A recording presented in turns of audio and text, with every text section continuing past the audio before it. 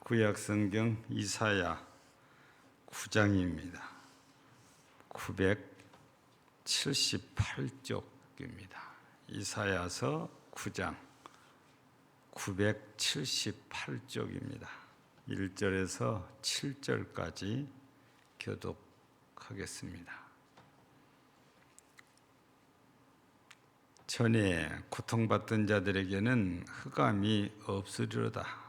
옛적에는 여호와께서 스불론 땅과 납달리 땅이 멸시를 당하게 하셨더니 후에는 해변길과 요단 저쪽 이방의 갈릴리를 영화롭게 하셨느니라.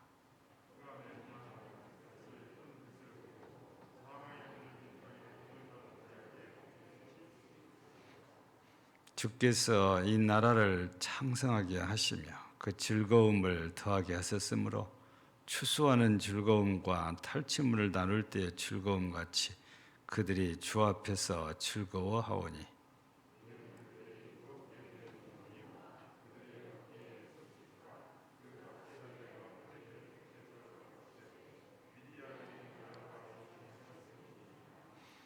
어지러이 싸우는 군인들의 신과 피 묻은 겉옷이 불에 섭같이 살라지리니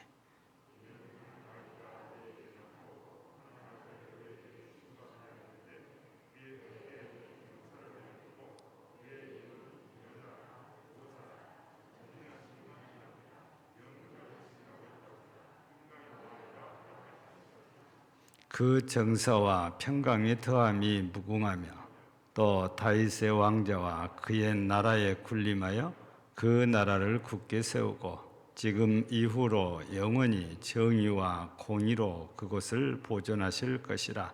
만군의 여호와의 열심히 이를 이루시리라. 아멘. 이사야 선지자는 주전 700년 전에 활동했던 선지자로 이렇게 알려져 있죠. 그러니까 예수님보다 700년 앞에 생존했던 인물인데 정확히 우리가 따져보면 그냥 700년이라 하기는 그냥 정확하지는 않지요. 왜냐하면 그가 활동했던 때가 700년 전인데 태어날 때를 생각하면 그보다도 더 먼저 태어나지 않겠어요? 그래서 보통 700년에서 800년 이런 얘기를 600년에서 700년 이런 얘기를 주로 많이 이제 하게 되지요. 그래서 이 이사야 선지자를 통해서 당시에 이스라엘에 대한 예언의 말씀이 여기에 지금 소개되어 있는데 이사야 선지자가 활동할 그 당시만 해도 이스라엘이 많이 힘들었던 때지요. 물론 열심히 잘해서 힘든 게 아니고 이스라엘이 여호와 하나님을 버리고 이방신 곧 우상에게로 달려가서 가진 악을 행했기 때문에 하나님께서 결국에 많은 선지자를 통해서 회개할 기회를 주셨지만 회개하지 않는 이스라엘을 바벨론에게 내주게 되잖아요. 그러면서 바벨론 포로 생활이 이어지고 그게 그 나라가 바벨론이 망하고 다시 새로운 페르시아가 세워질 때까지 포로 생활을 하는 게 약 70년이었다고 그랬죠. 그래서 고레스 왕 원년, 고레스가 왕위에 즉위한 그 해부터서 고레스 왕의 칙령을 따라 이스라엘 즉 유대인들이 고향 이스라엘로 자원해서 돌아올 수 있게 된 거지요. 이제 끌려갈 때에도 1차, 2차, 3차에 나누어서 끌려갔는데 포로로 귀환할 때도 1차, 2차, 3차로 나누어서 이렇게 돌아오는데 1차는 모두가 자원해서 이렇게 왔다고 할 수 있는데 2차부터서는 좀 자원이 100%라고 하기는 어렵지요. 왜냐하면 와서 보니까 복원해야 될 성전 또 성전을 보고 나면 성전에서 봉사할 레위 사람들이라든지 제사장들이 부족했거든요. 그래서 레위 족속들을 조사해서 권유를 하고 제사장들을 권유해서 돌아오도록 했으니까 2차부터서는 100% 그냥 자발적으로 돌아왔다 이렇게 할 수는 없지요. 그러나 권유를 받아들여서 이제 돌아왔기 때문에 그 사람들이 2차 성전이라고 보통 우리 스룹바벨 성전 얘기하잖아요. 이 성전을 건축하고 나서 다시 모든 종교적인 활동이 이제 정상화되고 회복이 이렇게 되어지게 되는 거지요. 근데 이렇게 이스라엘이 회복되기 이전에 지금 이사야 선지자를 통해서 주신 말씀이거든요. 그래서 오늘 말씀은 하나님께서 이사야 선지자를 통해서 장차 이스라엘이 회복될 거라는 것을 얘기한 거지요. 내용이 여러 가지처럼 이렇게 보여지지만 이제 그 중심 주제는 이스라엘이 다시 회복된다라는 메시지를 전달을 이렇게 하고 있지요. 우리가 좀 합당한 말들을 오늘 본문에서 찾아보면 그렇지요. 우리가 1절 끝자락에 보면은 갈릴리를 요단 저쪽 이방의 갈릴리를 영화롭게 하셨다. 예. 그러니까 이방 땅이라고 하면 지금으로 말하면 요르단을 말하고 있습니다. 갈릴리 건너편이니까 지금 갈릴리는 3개국이 국경을 접하고 있다고 볼 수가 있지요. 이스라엘과 요르단과 시리아. 근데 시리아 같은 경우는 전쟁에서 이스라엘에게 골란 구원을 뺏기면서 이 갈릴리하고 좀 멀어지게 된 거거든요. 이거를 돌려달라고 엄청 시리아에서 요구를 많이 하고 있지요. 근데 거기가 군사적인 요충지여서 이스라엘이 돌려주지 않으려고 그러고 있고, 근데 원래는 국경이 이스라엘과 시리아와 요르단이 갈릴리 그거를 서로 맞대고 있죠. 그래서 우리가 성지순례를 가도 갈릴리에서 배를 타는데 갈릴리의 그 중앙을 넘어가지를 않아요. 왜냐하면 넘어가면 요르단 땅이 요르단 지역이 되니까. 그래서 그냥 가운데에 들어가서 찬송하고 예배드리고 그냥 이렇게 나오는 것이 일반적인 그런 관례지 한 바퀴를 막 돌고 그러지는 않습니다. 예. 모두가 다 이스라엘 거라면은 한 바퀴를 자유롭게 돌 수도 있겠지요. 근데 이제 서로 국가와 국가 간의 경계이기 때문에 함부로 허락 없이 아무리 바다라고 해도 넘나들 수 없잖아요. 그래서 우리나라 같은 경우도 삼면이 바다에서 육지로부터서 200해리는 우리나라 영해라고 해서 다른 나라들이 함부로 못 들어오게 했잖아요. 그런 것처럼 갈릴리도 역시 삼국이 서로 국경을 맞대서 함부로 마음 놓고 돌아다니지는 이제 못하는 거지요. 근데 이렇게 그때까지만 해도 뭐 이스라엘이 이렇게 회복되면서 이 다윗이 뒤에 나오잖아요. 다윗의 왕 얘기가 나오는데 다윗이 왕으로 있을 때는 그 땅들이 전부 다윗의 통치 아래 있었기 때문에 이방 땅인데도 다윗의 통치 아래 있어서 여기에서 회복되면은 이스라엘이 어디까지 회복될 수 있는지를 이제 보여주고 있지요. 그리고 3절에 가서 보면은 이제 이 나라를 창성하게 하시며 그 즐거움을 더하게 하셨으므로 추수하는 즐거움 그리고 탈취물을 나눌 때의 즐거움이 있다는 것이지요.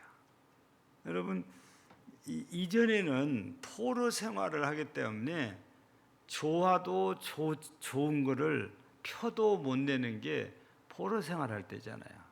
근데 이제 하나님께서 이스라엘을 회복시켜 주니까 모든 것이 다 기쁘고 즐거워. 나라도 회복되고 국민들도 돌아오고, 그래서 농사지어서 추수의 기쁨도 누리고, 또 전쟁에 나갔다가 이겨서 탈취물을 가져오면 이거를 또 나눈단 말이에요. 그때 당시는 싸울 때 전장에 나간 이 군인들이 공평하게 노획물들을 서로 나누도록 돼 있어요. 대신에 전쟁에 안 나간 사람들은 아무것도 가져가지를 못하거든요.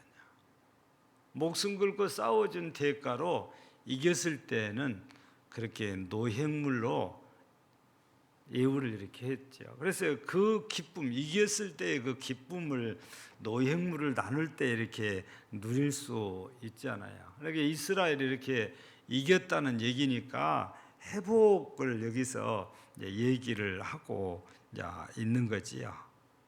뿐만 아니라 4절에도 보면 이제 그 무겁게 맨 멍에와 그들 어깨의 채찍과 그 압제자의 막대기를 주께서 끄끄시되 미디안의 날과 같이 하셨다.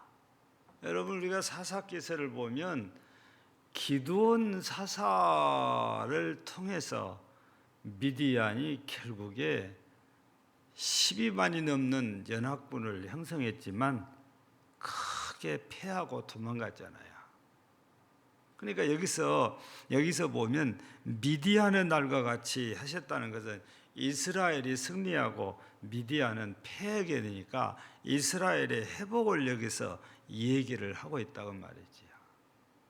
그런데 우리가 이 말씀을 보면 하나님께서 이스라엘의 회복을 얘기하면서 우리 오늘 함께 읽어본 말씀의 7절 끝에 가서 보면 무슨 얘기가 나오냐면 만군의 여호와의 열심히 이를 이루시리라. 이 말씀은 에사 선지자를 통해서 이스라엘의 회복을 지금 말씀하시는데, 이스라엘을 회복시켜 주기 위해서 하나님께서 열심을 내신다, 이 말씀이거든요.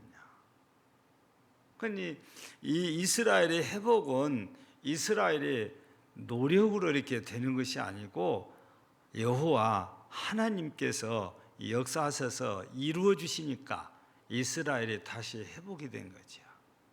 그러니 이스라엘은 회복시켜 주신 우리 여호와 하나님을 생각하면 오로지 감사뿐인 거죠. 그래서 오늘은 여기가 이 문자적으로는 이스라엘의 회복을 얘기하고 있지만 영적으로는 우리도 회복을 해야 될 사람들이거든요. 왜냐하면 멀리 보면 아담 이후리가 죄인으로 이렇게 태어났잖아요. 거기다가 또 우리가 살면서 지은 또 자범죄라는 것이 또 있어요. 본죄에다가 자범죄가 더해진 거지요.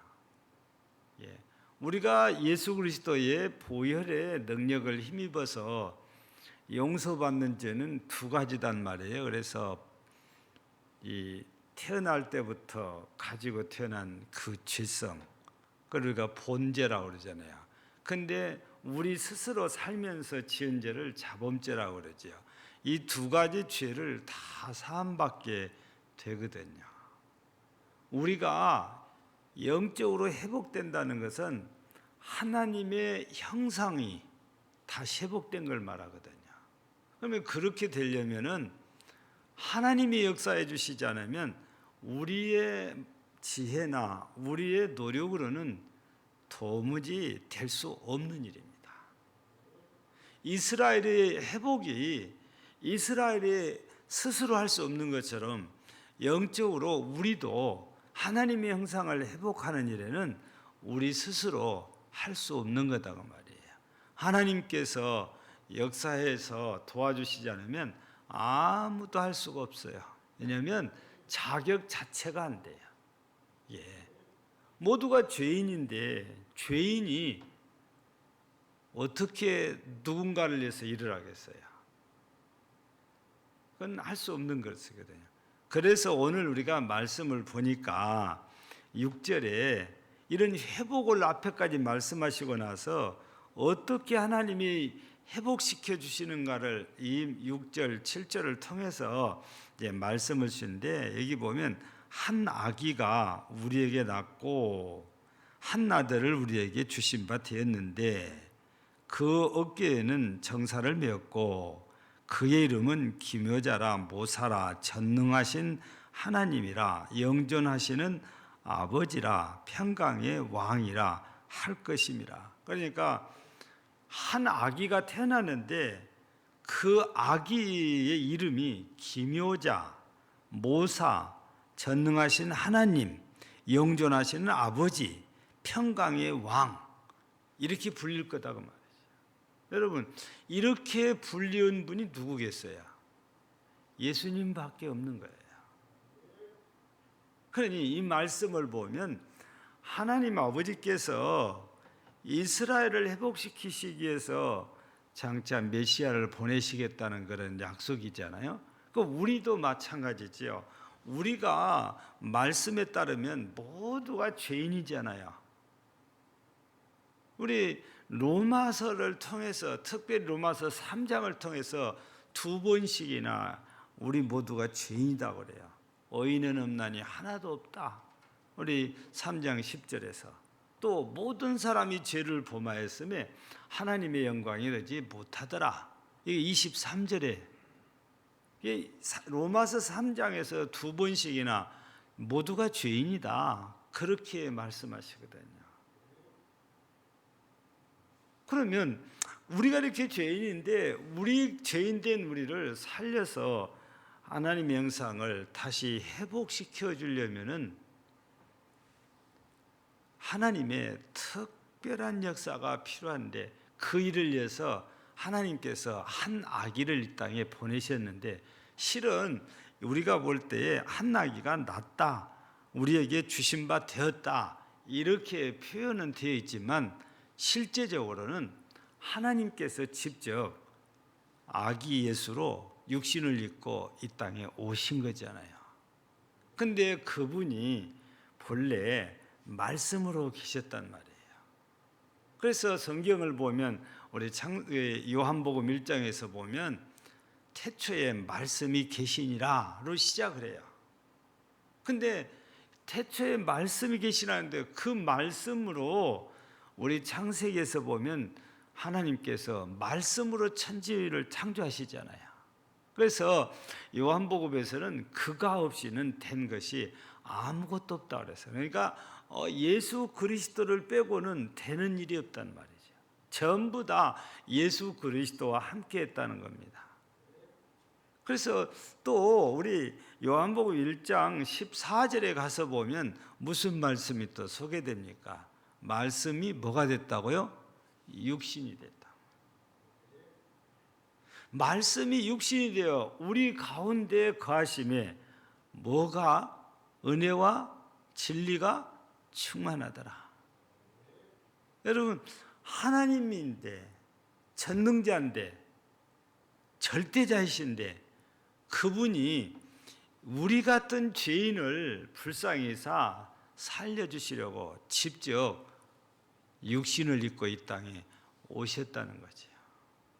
여러분, 이게 왜 하나님의 열심이냐 그렇게 반문하실지 모르겠지만 여러분들도 한번 가만히 생각해 보세요. 열심히 되지 않는 사람들은 그냥 말 몇 마디 하고 버려둡니다. 근데 열심을 낸 사람들은 몇 번 말하다가 안 되면 본인이 직접 나서서 일을 해요. 그게 열심 내는 거거든요. 하나님께서도 이 불쌍한 인류를 구해주려다 보니까 직접 나서시게 되는 거예요. 그게 하나님의 열심인 거다 말이죠. 메시아를 보내시겠다고 하시더니 친히 육신을 입고 이 땅에 오셨는데, 이 땅 오시려다 보니까 누구나 다 다 갖고 싶은 것들은 다 버려두고 오시잖아요. 영광도 버려두고 권능도 버려두고 그냥 종의 모습으로 이 땅에 오셨단 말이죠.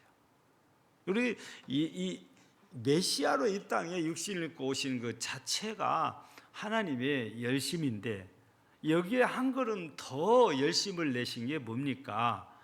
오셔서 보니까 그냥 오셔서 인류를 구원할 수 있는 게 아니고 하나님께서 정하신 법에 따르면 똑같은 조건을 내놔야 속량을 받을 수 있다고 말이야. 그 무슨 말씀이냐면 죄 없는 사람이어야 이 죄를 대속할 수 있다고 말해요. 그래서 눈은 눈으로 이는 이로 그렇잖아요. 그런 것처럼 하려면 똑같은 목숨이 필요해요. 왜냐하면 우리는 죄 때문에 죽어야 되니까 우리를 살려내려면 다른 목숨이 대신 죽어야 된다고 말이지요. 그것도 의로운 목숨이에요. 그래서 하나님께서는 오셔서 보시더니 당신이 또 십자가를 지시고 죽어요. 왜? 우리들을 살려내다 보니까 언제까지 가만히 있을 수가 없는 거예요.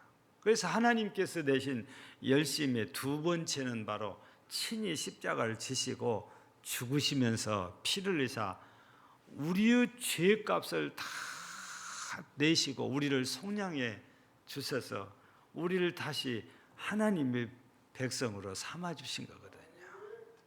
예.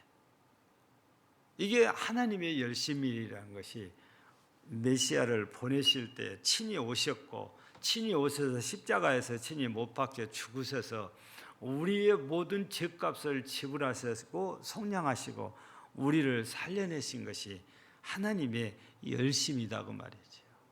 그런데 하나님께서 이렇게 우리를 십자가에서 죽으시면서까지 살려놨는데 육신 그대로 두니까 또다시 자범죄를 계속 짓는단 말입니다. 예.